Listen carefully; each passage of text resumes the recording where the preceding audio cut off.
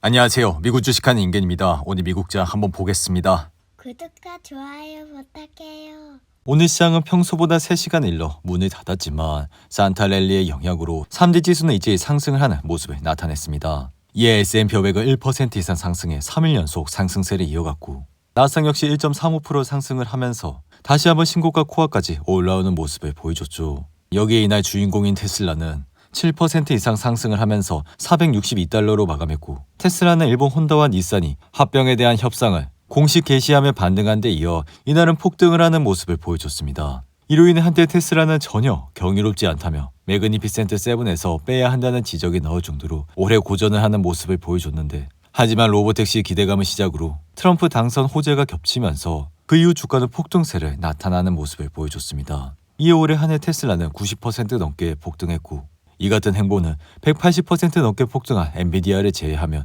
매그니피센트 7 주식에서 두 번째로 높은 주가 상승세라 할 수 있습니다. 여기에 이날 테슬라 주가 상승에 다시 불을 붙인 것은 현대차의 테슬라 충전기 어댑터 배포 덕분이라 이에 테슬라는 오늘 현대차로부터 이른 크리스마스 선물을 받았고 이로 인해 최소한 11만 2천 명이 테슬라의 슈퍼차저 충전 시스템에 잠재적인 고객으로 추가가 됐다 할 수 있습니다. 이에 따라 현대차는 충전 편의성을 높이기 위해 낙스 DC 전기차 어댑터를 내년 1분기부터 무료로 배포한다 밝혔고 현대차는 이미 미국에서 약 11만 2천 대의 아이오닉 전기차를 판매하면서 전기차 판매량의 지속적인 증가세에 있기에 현대차의 어댑터 배포는 테슬라의 충전소 운영 수익에 크게 기여할 수 있다 생각이 듭니다. 이로 인해 테슬라 주가는 이날 7% 이상 상승세를 탔고 여기에 최근엔 4분기 인도량이 51만 5천 대로 전망이 되면서 분기 사상 최대로 예상이 돼 주가는 잠시 바닥을 치고 이틀 연속 상승세를 타는 모습을 나타내고 있죠. 게다가 테슬라는 내년 말 시행을 목표하는 자율주행 로보택시 사업이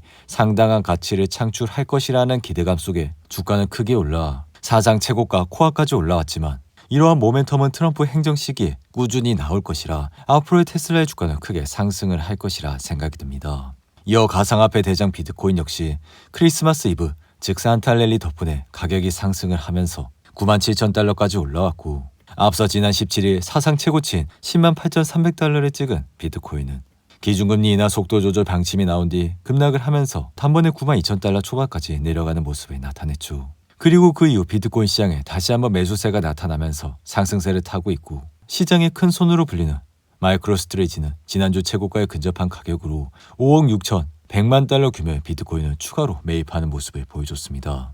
여기에 파월 역시 비트코인은 앞으로 금의 경쟁자라 비트코인은 그 무엇의 자산과 비교할 수 없는 상황에 왔다 생각이 들며 여기에 캐나다까지 비트코인을 재무자산으로 도입한다 밝히면서 이제는 비트코인은 금과 같은 보유자산 수단으로 여겨지고 있다 할 수 있죠. 이에 금은 과거 30년 동안 지속적인 상승세를 타면서 우상향하는 모습을 보여주고 있어 이러한 행보로 비트코인 역시 앞으로도 상승을 할 것이라 보여 우리도 비트코인을 꾸준히 모아가자고 말씀을 드렸습니다. 한편 나스닥은 최근 3% 하락을 하면서 고통스러운 하루를 겪었지만 여전히 펀더멘탈은 변하지 않아 그래서 지금은 주식을 담는 기회로 보고 이러한 극심한 공포에 좋은 주식들을 담아가시라고 말씀을 드렸습니다. 여기에 페드는 여전히 비둘기파적 행보로 시장을 지지하고 있고 이에 나스닥은 마이너스 3%를 기록한 이후 반등을 하는 모습을 보여주고 있는데 여기에 지난 2년간 나스닥의 행보를 보면 페드의 통화 정책이나 실적 발표 등으로 매도가 될 때마다 지수는 반등을 하는 모습을 보였고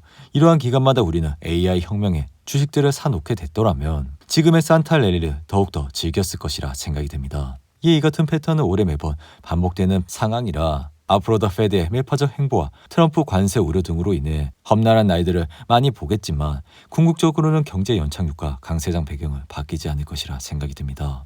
이에 다가오는 2025년은 금리 인하 속도가 둔화하고 시장의 페드에 대한 기대를 재조정함에 따라 단기 변동성은 있을 것이라 생각이 들지만 회복력 있는 경제와 낮아진 차입 비용 그리고 AI의 수익화 등으로 더 큰 자본시장 활동이 주식시장에 유리한 배경이 만들 것이라 우리는 앞으로도 단기 혼란을 이용해 주식을 추가로 매수할 수 있을 것이라 생각이 듭니다. 하지만 주식이라는 것이 이렇게 끝없이 상승을 할 수 있는 것은 아니라 생각이 들며 이에 개인적인 생각은 내년 초중반쯤 조정이 있을 것이라 생각이 들며 이러한 이유는 트럼프의 관세 영향과 정부 효율화 작업이 경제적 피해를 끼칠 수 있어 이 같은 행보를 재정지출 감축으로 이어질 가능성이 높기에 우리는 이러한 상황을 잘 극복해 간다면 또다시 좋은 주식들을 담아갈 수 있을 것이라 생각이 듭니다. 이어 인공지능 소프트웨어체 팔란티어는 이날 2% 상승을 하면서 다시 한번 사상 최고치를 기록했고, 팔란티어는 최근 다른 기술 기업들과 손을 잡고 미국 국방 예산을 따내기 위해 본격적으로 협의를 하고 있는 중이라 주가는 단기 바닥을 찍고 반등을 하는 모습을 나타내고 있습니다.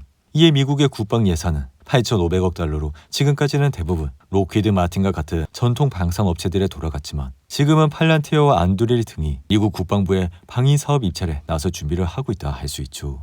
이에 팔란티어의 주가는 최근 80달러를 찍은 이후 RSI가 83을 찍으며 과매수 상태에 들어가 단기 하락을 받지만, 이에 이러한 하락세를 다지고 다시 한번 상승을 타면서 이날에는 장중한때 84달러까지 올라가는 모습을 나타냈죠. 이에 최근 팔란티어의 주가 상승을 이끄는 호재는 아이러니하게도 일론 머스크라 트럼프 2기 정부에서 새로 신설된 효율정부 수장으로 일론 머스크가 내정되면서, 이러한 정부의 효율부는 불필요한 지출을 줄이고 연방 기관을 구조 조정하며 관료주의를 해제하는 역할을 수행하게 됩니다. 이로 인해 머스크는 국방부와 교육부, 의료 부문 등에서 정부 예산과 인원 감축에 나설 계획이라 시스템 자동화 부분에서 AI 소프트웨어가 앞으로도 핵심적인 수밖에 없다고 할 수 있죠.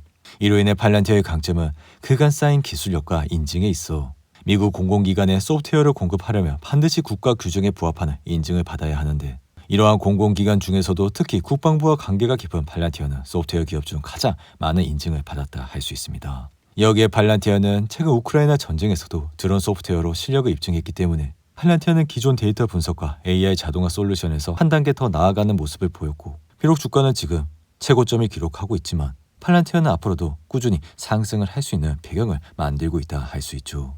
이어 인공지능 대장 엔비디아는 이날 소폭 올라 140달러로 마감했고, 이에 엔비디아는 3일 연속 상승을 하면서 주가는 단번에 22동평에서 윗선까지 올라오는 모습을 나타냈죠. 이 엔비디아는 지난 3분기 실적이 시장 예상치를 만족은 했지만 차익 매물 실현으로 150달러를 찍은 이후 주가는 지속적인 하락세를 보여 126달러를 찍었고, 여기에 구글과 메타, 애플 등과 같은 빅테크들이 브로드컴과 손을 잡고 자체 AI 칩 개발에 나서며 엔비디아의 AI 칩 시장 지배력이 약화될 수 있다는 우려에 주가는 연이 하락세를 보여줬습니다. 하지만 그동안 하락에 따른 저가 매수세가 유입되면서 여전히 시장은 엔비디아의 신뢰를 보여주고 있고, 여기에 트루이스트 증권은 최근 보고서에서 엔비디아의 목표 주가를 기존 169달러에서 204달러로 상향 조정하는 모습을 보여줬죠. 이에 개인적인 생각 역시 경쟁사의 맞춤형 칩이 계속 발전하고는 있지만 엔비디아의 기술 혁신은 경쟁사들이 따라오기 어려운 기준을 계속 만들어가고 있기에, 이렇게 엔비디아 주가가 떨어지게 된다면 우리는 당연히 이러한 상황을 매수 기회로 봐야 한다 생각이 듭니다. 이어 브로드컴도 이날 3% 이상 상승하면서 239달러로 마감했고, 브로드컴은 최근 실적 발표 이후 주가는 급격하게 상승을 하면서 단번에 251달러까지 치솟는 모습을 보여줬죠.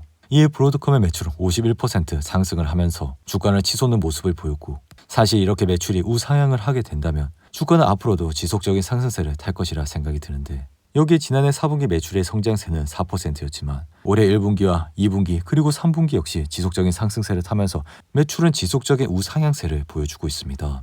이어 시가총액 1위 기업 애플 역시 이날 1% 이상 상승하며 258달러로 마감을 하면서 연일 신고가 행진을 이어가고 있죠. 이어 아메리칸 에어라인스는 기술적 문제로 모든 항공편을 일시적으로 운항 중단한 이후 주가는 소폭 상승을 하면서 이전 손실에서 다소 회복되는 모습을 보였고, 아카디움 리튬은 리오틴토에 67억 달러에 매각한다는 것을 승인했다고 밝힌 이후 이날 주가는 6% 가까이 상승을 하는 모습을 나타냈죠. 이어 에너지 운송 제공업체인 인터내셔널 시웨이즈는 12월 30일부터 S&P 스몰캡 600 지수에 편입된다는 소식으로 주가는 9% 이상 상승했고, 비트코인 관련 주식인 코인베이스와 마이크로스트리지는 이날 비트코인이 반등을 하면서 다시 상승을 하는 모습을 나타냈는데, 이어 US 스틸은 니폰 스틸에 인수될 것이라는 소식에 따라 이날 주가는 약 2% 가까이 상승을 하는 모습을 보여줬습니다. 오늘도 8분이 넘는 긴 영상 끝까지 시청해주셔서 감사하고요. 가시기 전에 구독과 좋아요 잊지 마시고, 그럼 저는 다음 영상에서 찾아뵙겠습니다. 감사합니다.